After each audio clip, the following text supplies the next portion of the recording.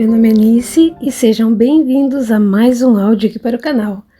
E hoje nós teremos a primeira parte do último capítulo do livro Renúncia.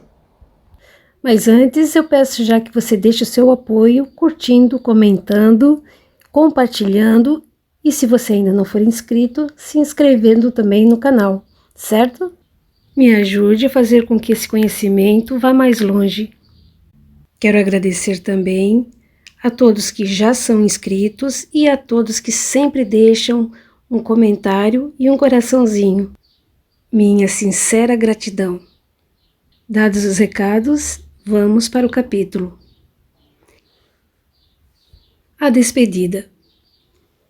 Estamos nos primeiros anos do século XV. Alcione Villamil, agora irmã do Carmelo, é um exemplo vivo de amor cristão. Tendo passado dos 40 anos, a fisionomia conservava a beleza da Madonna esculturada pela virtude.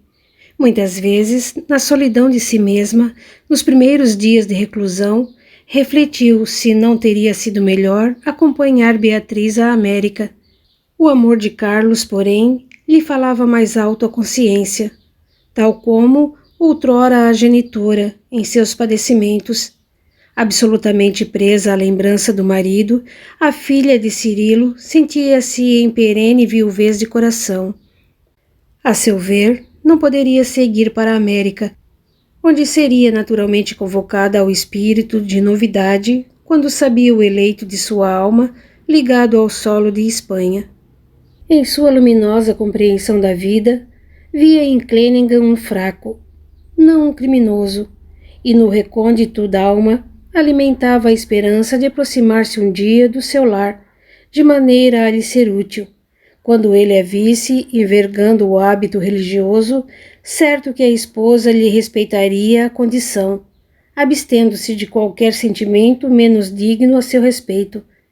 Inconcebível, então, a tentativa de novas atividades na América, quando entrevia possibilidades de auxiliar o pupilo de Damiano em suas necessidades do coração. Não obstante, esse poderoso magnetismo do amor também nutria o sincero propósito de visitar a irmã no Connecticut, plano esse que ainda não fora possível realizar, dado o nobre serviço a que se afeiçoara, para maior júbilo das companheiras. Depois de pronunciar o voto definitivo, não esteve em França mais que 1 ano e transferiu-se para a Espanha, onde trabalhou primeiramente em Granada, por mais de 1 lustro, em favor das crianças desvalidas e dos desventurados da sorte. Por sua dedicação e humildade, convertera-se numa orientação viva para as irmãs de apostolado. Geralmente, não faltavam as intrigas, o esforço ingrato da inveja e da maledicência, tão comuns nos conventos da época. Ela, porém, sem exorbitar da sua conduta evangélica, desconhecia todas as atividades da sombra, para cogitar somente da sua tarefa espiritual com o Cristo. Por isso mesmo, sua exemplificação constituía um símbolo precioso para a comunidade. Ao seu contato, inúmeras companheiras renovavam as concepções próprias. Sua dedicação ao serviço contagiava outros corações, que se sentiam seduzidos pela grandeza dos seus atos e ideais dentro do Evangelho. Jamais conseguira efetivar o velho desejo de visitar Beatriz, mas, em compensação, criava em torno da sua personalidade, simples e poderosa, um verdadeiro colégio de irmãs pelo coração, que a admiravam e seguiam devotamente. Depois de longo tempo, conseguiu fixar-se na comunidade carmelita de Medina del Campo. Antes, porém, obedecendo à secreta ansiedade do coração, visitou Ávila, lá se demorando mais de 1 quinzena. No entanto, com grande surpresa, não mais encontrou Clenningham, sendo informada de que o comerciante irlandês, após enorme infortúnio doméstico, retirara-se para a França, deixando a mulher que lhe havia conspurcado o lar e o nome. Alguns amigos chegavam a declarar que o sobrinho de Damiano estava resolvido a retomar a batina, se conseguisse permissão das autoridades eclesiásticas. Outros opinavam que o ex-padre pretendia insular-se em algum remoto convento, onde pudesse consagrar o tempo às meditações divinas. Alcione tudo ouviu, lamentando profundamente, mas abstendo-se de qualquer comentário, com aquela discrição que lhe assinalava as atitudes. Entretanto, intimamente, examinava o assunto sem eximir-se a grande estranheza. Com que intenção viajaria Carlos para a França? Pretenderia revê-la? Essa hipótese não era plausível, pois ele estava mais que informado do seu plano de mudança para o novo mundo. Dolorosas considerações lhe vieram ao espírito sensível, mas, atendendo às advertências santas da fé, buscava entregar a Jesus as penas e anseios de cada dia, invocando-lhe o socorro divino. Recolhida em Medina del Campo, não nas sombras do claustro, mas nos trabalhos nobres do coração que se consagra a Jesus, nunca mais teve notícias de Carlos, embora os anos perpassantes lhe trouxessem renovadas esperanças em cada dia. Na época em que nos encontramos, Maria de Jesus Crucificado desempenha no convento a tarefa de subpriora, por força da enfermidade rebelde e dolorosa que de há muito prende ao leito a Madre Superiora. A instituição de Medina é realçada pelo seu espírito de atividade. Extensa porção de terra é aproveitada em trabalhos fecundos, que aproveitam aos desvalidos. A infância desamparada ali encontra escola ativa para a educação em seus prismas essenciais. Mães sofredoras recebem esforçada cooperação das filhas do Carmelo. Alcione é a alma de todas as tarefas, mas por isso mesmo começou a ser alvo do despeito e da perseguição gratuitos. Enquanto a velha superiora repousa em tratamento, sua atividade transformadora converte a casa num templo de trabalho e de alegria. Quando sua ação benemérita começa a dilatar o círculo de trabalhos, eis que o padre-geral da ordem, falsamente informado, designa um capelão de Madrid para substituir o probo religioso que cooperava com a filha de Madalena em suas obras renovadoras, e a situação se modifica inteiramente. Frei Osório chega a Medina del Campo com a secreta recomendação de averiguar o que existe sobre a vigorosa atuação da carmelita humilde. Seu ingresso na casa dá motivos a fortes preocupações, e com efeito, no curto espaço de 2 meses, algumas companheiras de Alcione levavam-lhe queixas bem amargas a respeito da conduta do novo sacerdote. Osório ainda não havia atingido os 50 anos, mas por suas atitudes exteriores, dir-se-ia um homem profundamente amadurecido nas experiências do mundo. Isso, porém, resultava tão só do velho hábito de afivelar ao rosto a máscara da santimônia.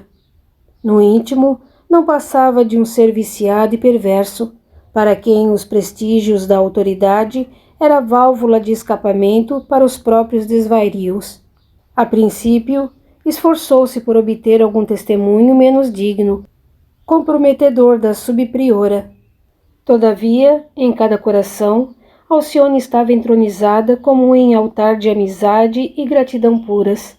A instituição, porém, ao contrário de suas congêneres, dava-lhe a impressão de uma casa generosa do mundo, sem as características de monastério impenetrável, destinado ao recolhimento da piedade preguiçosa. O capelão inspetor começou a manifestar profundo desagrado por tudo quanto via. Aquele intercâmbio constante com o mundo secular tirava ao núcleo carmelita a feição freirática dos demais conventos da ordem. As religiosas eram mais ativas e, por isso, mais habilitadas para conhecer as fraquezas humanas e dar combate às tentações. Frei Osório achava-se num ambiente para ele desconhecido até então. Outras visitas dessa natureza sempre lhe facultavam o ensejo de numerosos regalos. A pobre freira, afastada do mundo, era invariavelmente um campo vasto de mesquinha exploração para os seus sentimentos lúbricos. Ali, no entanto, a coisa mudava de figura. A subpriora, nas reuniões internas, comentava os ensinamentos de Jesus, em desacordo com os teólogos. Prodigalizava a oportunidade de serviço a cada companheira. Distribuía equitativamente o trabalho, de acordo com as vocações. Era impossível desconhecer o caráter inteligente e precioso da comunidade, mas Frei Osório, não encontrando a esperada vaza para as suas aventuras indignas, prometeu a si próprio modificar o espírito fundamental da instituição. Seu esforço caviloso começou no confessionário, onde empregou os mais baixos ardis para convencer uma e outra religiosa a lhe aceitar as indecorosas propostas. As pobres criaturas, aturdidas com as maquinações diabólicas do conquistador, procuravam a nobre amiga, ansiosas dos seus conselhos. Alcione sentia-se amargurada. Não podia conservar, sem perigo, um lobo entre as ovelhas. Por outro lado, qualquer reclamação dos superiores da ordem poderia ser interpretada como rebeldia. Depois de longas semanas de meditação, resolveu submeter o caso ao critério da venerável Madre Superiora. A bondosa velhinha, no seu leito de sofrimento e resignação, ouviu alarmada a confidência penosa da filha de Madalena. «Que nos aconselhais?» dizia Alcione comovida. «A vossa experiência, minha boa madre, é para nós outras um seguro roteiro». A anciã doente endereçou-lhe um olhar triste e sentenciou: «Ah, minha filha, por desejar o caminho reto, muito sofri neste mundo, desde os primeiros tempos de noviçado. O flagelo da Igreja continua sendo os sacerdotes indignos. Quem sabe poderemos chamar Frei Osório à senda do Cristo. Não considerais razoável pedir ao geral que nos mande outro capelão?» «Não», respondeu a enferma. «Se o fizéssemos, despertaríamos suspeita imerecida, e então talvez tivéssemos este mal religioso em nossa companhia por muitos anos. Será preferível que o chames em particular e que lhe peças em nome de Jesus que não minta aos compromissos assumidos». A filha de Cirilo quis responder que não se sentia com autoridade para admoestar a ninguém, mas a noção de obediência fê-la calar-se, humilde.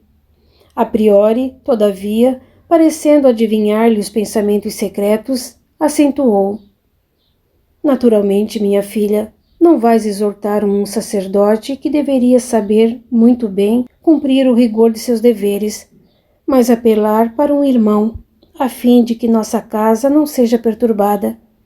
Sinto que as circunstâncias me indicam semelhante tarefa, mas encontro-me bastante debilitada para argumentar como convém. Além disso, todas reconhecemos que o Senhor te favorece com luminosas inspirações nos ensinos evangélicos. Compreendo quanto essa prova te custa, mas não vejo outra irmã que possa substituir-te». Maria de Jesus crucificado calou-se, sem mais dizer. Uma semana se passou, entre reclamações das freiras assustadas e preces fervorosas com que Alcione rogava a Jesus o poderoso socorro de sua assistência, de molde a desempenhar a incumbência que lhe fora cometida. Depois disso, valendo-se de um momento em que o sacerdote se encontrava só na capela, a filha de Madalena revestiu-se de coragem e lhe pediu licença para algumas palavras em particular. «Frei Osório», começou humildemente, «sei de antemão que não tenho capacidade para divertir a ninguém. Sou fraca e pecadora. Entretanto, ouso vir à vossa presença a fim de apelar para os vossos sentimentos de irmão». «De que se trata?» perguntou o padre abruptamente. Ela o fixou num olhar muito significativo e acrescentou: «Venho pedir a vossa cooperação a favor das muitas jovens que aqui se encontram sob a nossa responsabilidade». Percebendo a natureza do caso, o interlocutor assumiu uma atitude hipócrita e replicou: sou acusado de alguma falta? Desejaria conhecer a caluniadora. Ninguém vos acusa, esclareceu a religiosa nobremente. Temos bastante consciência de nossas próprias fraquezas para nos arvorarmos impensadamente em censoras de nossos irmãos. Apenas solicitamos ao vosso coração, em nome de Jesus, que nos auxilie com o entendimento de um pai. Devo dizer-lhe, irmã, que considero a sua atitude como um atrevimento. Talvez seja, murmurou Alcione humilde, mas sou a primeira a pedir-vos perdão, esperando me releveis pela intenção com que cometo essa ousadia. Este apelo deixa subentender graves injúrias, disse Osório, hipocritamente, e estranho muito que tivesse coragem para tanto. Já vos disse, padre, que não tenho autoridade para admoestar a ninguém. A vós me dirijo como irmã. Contrariado em seus propósitos inferiores, o sacerdote contemplou-a irado e redarguiu. Não a reconheço como irmã do Carmelo, sim como inovadora, possível de severa punição. Suas interpretações do Evangelho constituem um atestado de desobediência. Esta casa mais se assemelha a um albergue mundano e creio que toda perturbação se deve à sua influência anárquica. Esta instituição, de há muito, não vive de conformidade com as regras, mas ao saber de seus caprichos. A interlocutora permanecia em silêncio, amargamente emocionada. Interpretando essa atitude como sinal de pusilanimidade, o sacerdote continuou. Onde já se viu semelhante liberdade, qual a vemos adentro desses muros? Ainda não ouvi qualquer expressão de acatamento aos nossos teólogos. A comunidade, sempre interessada em atender ao mundo, não encontra tempo adequado ao serviço de adoração. O nosso compromisso é de obediência absoluta à autoridade. As observações eram feitas com tanta acrimonia que Alcione se viu constrangida a tomar a defesa do Evangelho, pelo muito amor que consagrava ao seu conteúdo divino. Por si mesma, experimentava toda a extensão da fragilidade humana e jamais se animaria a discutir. Entretanto, à luz da verdade cristã, outra deveria ser a sua atitude. Não podia considerar virtude a complacência com o mal. Osório invocava o próprio Cristo, no sentido de acobertar ações mesquinhas, e ela precisava defender a lição pura e simples do Mestre, sem perder a expressão de amor que lhe vibrava na alma. Como tantas vezes lhe acontecera noutros tempos, Alcione procurou encará-lo como a um doente e necessitado de luz. Depois de o envolver num olhar quase maternal, falou serenamente. Toda autoridade humana, quando inspirada na justiça, deve ser venerável a nossos olhos. Todavia, padre, é preciso não esquecer que o nosso primeiro compromisso é com Jesus. O capelão inspetor experimentou grande surpresa com aquela nova atitude da interlocutora. Falando de si mesma, a religiosa apagava-se nas afirmações humildes, mas, tratando do Cristo, parecia tocada de misterioso poder. Preparando-se para ser ainda mais cruel, asseverou com certa dose de ironia. Obrigações com Jesus? Não me parece que a senhora as preze tanto assim. Noto aqui muito maior preocupação com o mundo. As filhas do Carmelo, em Medina, sob sua atuação prejudicial, não encontram tempo para tratar da alma. O dia inteiro, grande confusão se verifica às portas desta casa. Uma falsa piedade vai estabelecendo a desordem. Será isso obrigação com Jesus? Fitando-o com nobreza de ânimo, ela respondeu: Não nos consta que o Mestre se afastasse do mundo para servi-lo. O Evangelho não o apresenta enclausurado ou recolhido à ociosidade da sombra. Pelo contrário, Jesus atravessou a pé grandes extensões da Palestina, ensinando e praticando bem. João Batista, nas anotações de Lucas, capítulo 3, versículo 17, Nolo revela como trabalhador que tem a pá nas mãos. Seu apostolado foi integralmente de realização em movimento. Era impossível atender à salvação do mundo afastando-se de suas necessidades.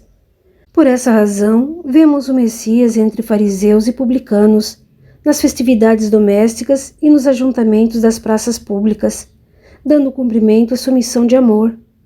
Como poderemos servir a sua causa divina, inclinando-nos à preguiça, sob o pretexto de uma falsa adoração?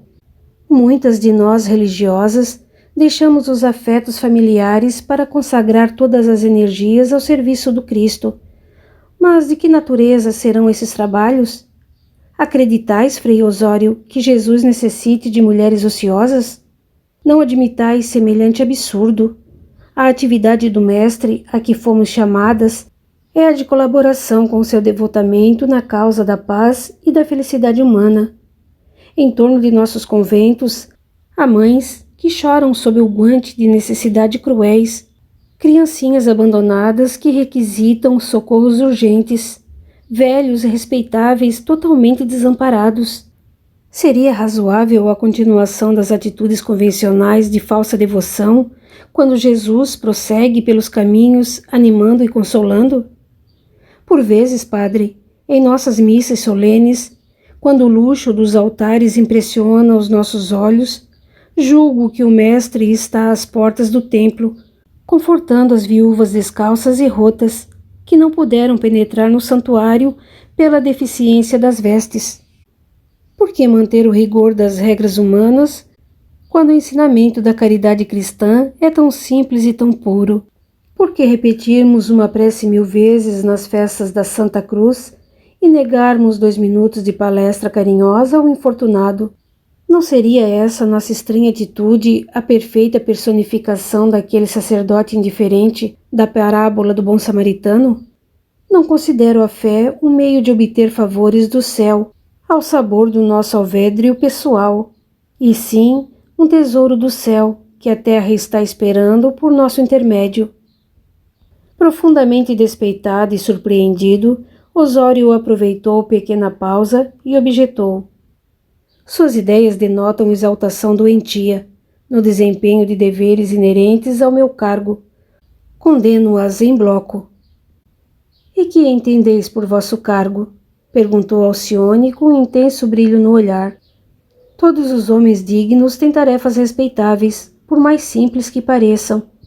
Um sacerdote, porém, recebeu do céu missão divina.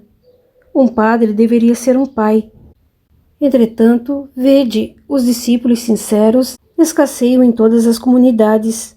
O mundo está cheio de eclesiásticos, mas só pode contar com raríssimos missionários. Isto é um insulto à autoridade da Igreja, acrescentou o interlocutor irritado. Estás enganado. Minhas afirmativas podem ser uma apreciação de nossa miserabilidade neste mundo. Mas não podemos esquecer que a Igreja do Cristo é inviolável.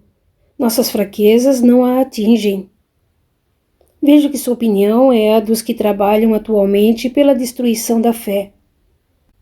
Grande é o vosso equívoco, Frei Osório. Ninguém destruirá na terra a Igreja de Jesus. Ainda que todos os homens se conluiassem contra ela, o intuito cristão continuaria puro e inatingível. Devemos considerar, contudo, que todos os elementos humanos colocados a seu serviço sobre a terra hão de ser necessariamente modificados. Nossos templos frios e impassíveis serão transformados mais tarde em casas de amor, como lares de Deus, onde as criaturas possam encontrar o verdadeiro culto da sua inspiração e do seu amor sublime. Os conventos deixarão de ser âmbitos de sombra, para que o Mestre neles identifique tabernáculos da fé e caridade puras. Nós, monjas, teremos interpretado o serviço divino de outro modo, escalonando pelos hospitais, creches, asilos e escolas. O capelão contemplou-a assombrado e exclamou com ironia: com toda essa veia profética que nos prediz a nós outros, os sacerdotes? A filha de Madalena fitou-o com serenidade e sem hesitação redarguiu: Vós, por certo, compreendereis, afinal, que os interesses pecuniários deverão desaparecer das casas consagradas ao Cristo. Por essa época, talvez, vós, os padres, sereis como Paulo de Tarso, repartindo a tarefa entre o tear e a pregação, para que a Igreja não seja acusada por nossos irmãos de humanidade. Sereis, talvez, como Simão Pedro, fiel até ao fim, depois do período de negação. Longe de esperar resposta decisiva e profunda como essa, o delegado do geral arregalou os olhos e disse colérico: "A senhora é uma herética. Se a sinceridade e a verdade são heresias, para o vosso critério pessoal, honro-me em servir ao Senhor com a minha consciência." Tomando atitude terrível, qual se maquinasse odiosa vingança, Osório acentuou: "Ignora que poderei processá-la e punir-lhe o atrevimento?" Sem qualquer vislumbre de receio, a filha de Cirilo respondeu: "Estou certa de que poderão cair sobre mim todos os males do mundo. Não o estou menos de que Jesus tem todos os bens para me dar." E como se iniciasse o sumário dos pontos essenciais da futura sentença, Frei Osório continuou: "Pela sua desconsideração aos nossos teólogos mais eminentes, poderá ser acusada como rebelde e traidora aos princípios da fé, partidária dos diabólicos luteranos, passíveis das mais fortes represálias." "Deus conhece meu íntimo e isso me basta", murmurou a filha de Madalena com sincera humildade.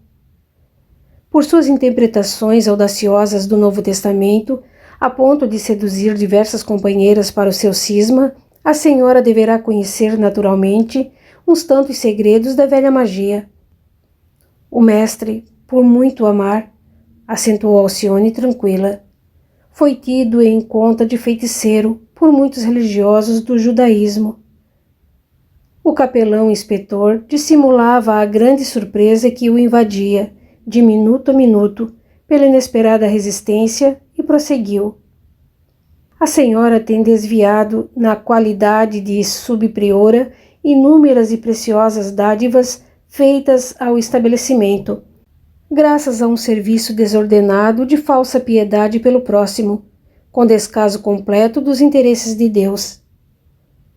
Não creio que os interesses de nosso Pai Celestial," esclareceu a interlocutora, "se adstringam e se agitem entre algumas paredes de pedra, e enquanto estiver a meu cargo qualquer função religiosa, o dinheiro recebido atenderá não somente às nossas necessidades, mas também às de quantos possam receber os benefícios dessa instituição, convicta como estou de não haver obras sem fé, nem fé sem obras.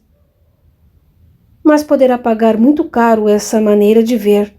Não são raros os religiosos condenados por latrocínio. Compreendo até onde desejais chegar com semelhantes alegações, mas a verdade é que nada possuo, além do meu hábito. Isso não impede que tenha comparsas fora destes muros." Alcione fixou nele um significativo olhar e acrescentou: "Não posso impedir o vosso julgamento. Todavia, posso afirmar que estou satisfeita com o juízo de Deus em consciência." Reconhecendo-lhe a inquebrantável firmeza, Osório acentuou rancorosamente: "Denunciá-la-ei ao Santo Ofício. Disponho de poderoso amigo junto do Inquisidor-Mor de Madrid, que pode fazê-la expiar tão grandes delitos." A religiosa manteve-se impassível diante da reviravolta e grave ameaça, murmurando muito tranquila: "Podeis proceder como quiserdes. Quanto a mim, intercederei por vós em minhas orações, e tenho em Jesus um amigo forte, que pode absolver-vos." Em seguida, retirava-se para os serviços internos, deixando o capelão inspetor rilhando os dentes. No dia seguinte ao incidente, que ficara ignorado para a própria superiora, em virtude do silêncio a que se recolhera a filha de Cirilo, Frei Osório viajou para Madrid, arquitetando os planos mais perversos. O capítulo continua no próximo áudio. Até lá!